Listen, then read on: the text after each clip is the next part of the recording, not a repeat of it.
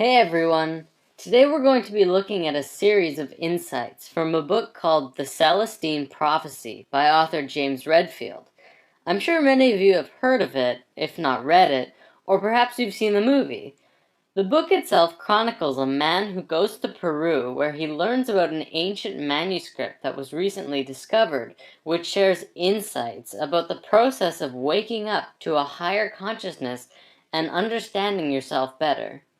We thought that the book shared very valuable insights for people growing spiritually and consciously, and we'd like to share it with you today. We do recommend checking out this book if you have time, as well as James' other work. But for those of you who don't have the time, here's the abridged version.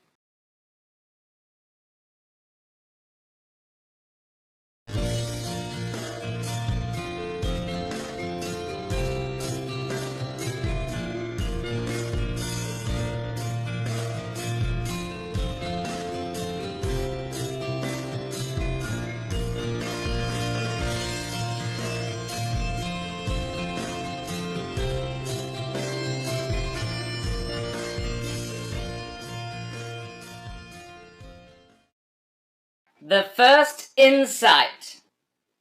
The first insight reveals that there is a mysterious way in which your life evolves.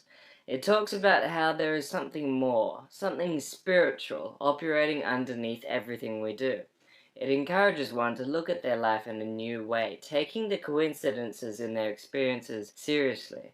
People are realizing that these meaningful coincidences in their life are not coincidences at all, but synchronistic events, and following them will start you on your path to spiritual truth.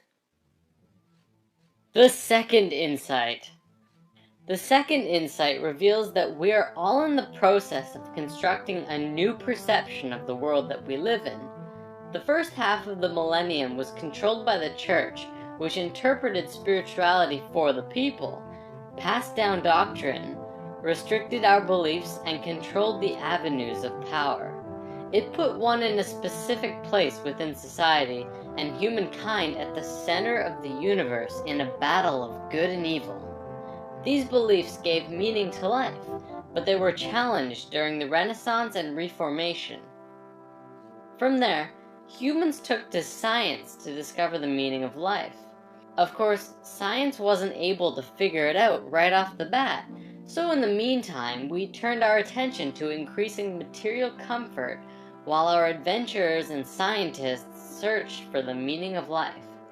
Now, as we start a new century, we have lost touch with all meaning to life, but have achieved the material comfort that we sought after. People are beginning to wake up and realize the state of the world, and we're beginning to look inward at ourselves. It's time for us to reconnect with life's ultimate purpose. The third insight. The third insight begins a new view of life. It describes a new understanding of the universe as being made entirely of energy, and not only that, but an energy that responds to how we think. This energy is malleable to human intention, and expectation can be consciously caused to flow out into the world and affect other energy systems. Interactions between energy systems, including humans, involves a blending, depletion, or absorption of energy. The insight teaches how to observe this energy through an enhanced, heightened sensitivity to beauty. Beauty is on the same wavelength as this invisible energy, and by being in tune to the beauty in nature or even in others, we can begin to tune into the energy fields. The insight talks about perceiving auras in a specific way, as seeing energy fields around individuals or nature in certain colors. I want to point out that not everyone will see auras and energy fields in the same way. Some will feel into them, feel what others are emitting by being around them. Some people will see them, but not everyone will see colors either. You might just see a white glow, or you could even see a swirly field, or nothing at all. Remember that everything is frequency, and ultimately, it will depend on what frequency you are picking up and tuning into. Only a small part of the electromagnetic spectrum is the colorful aura that is described in the third insight. The fourth insight. The fourth insight points out that we as humans have been unconsciously competing for this particular energy that flows between people. We draw it from each other and protect ourselves from others attempting to draw it from us. This can lead to some nasty interactions in which we humans will age each other in the competition for energy. The fifth insight! This insight reveals that competition for energy is unnecessary because subtle energy exists in abundance. You can draw in energy from the infinite universe and fill yourself up with a sense of love. When we give our love to something, we create an energetic current that energizes ourselves as well as the object of our love. A quote from the book best describes this as, "Love is not an intellectual concept or moral imperative or anything else. It is a background emotion that exists when one is connected to the energy available in the universe, which of course is the energy of God. Being in love is the most hedonistic thing you can do." The sixth insight. In order to be in a state of love with the world, we have to let go of old patterns of behavior we developed to take energy from others. These are called control dramas, which we can clear by simply being conscious of them and realizing the higher truth behind our control drama fantasy. There are 4 control dramas. 2 are actively demanding energy, and 2 are passively creating conditions in which energy is sent. Active control dramas include intimidation and interrogation, asking questions and then picking apart the answers. Passive control dramas include aloofness, creating an air of mystery that entices others to send energy, and the poor me control drama, creating a sense that if others don't provide energy, something awful will happen to the individual. In realizing our control drama, it exposes the true self which energizes our lives by showing us who we are, the path we are on, and what we're doing here. Second, we have to clear out our control dramas. We must understand our parents' control dramas and how they shaped ours.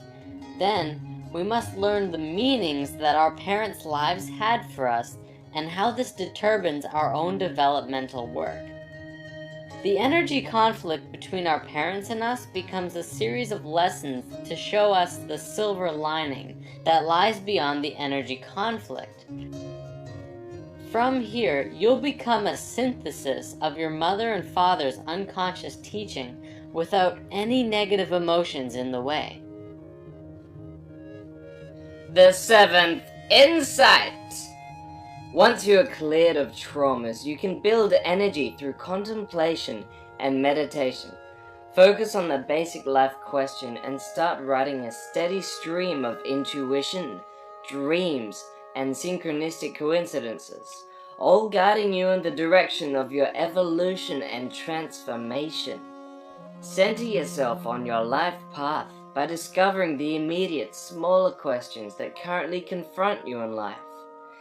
These questions always pertain to the larger question and define where you currently are on your lifelong quest. The 8th insight. This insight tells us that we can aid others as they bring us the answers we seek. It describes a whole new ethic on how people should treat each other in order to facilitate everyone's evolution. In relating to others, it points out that children can be raised without control dramas if they have a constant, undivided access to an adult who can give them the energy they need. Evolution can't be done alone, so begin to practice this new ethic by uplifting those who cross your path. Talk to people who you meet coincidentally or make spontaneous eye contact with. You and them each have a message or learning that helps bring you up to a higher awareness of your lives.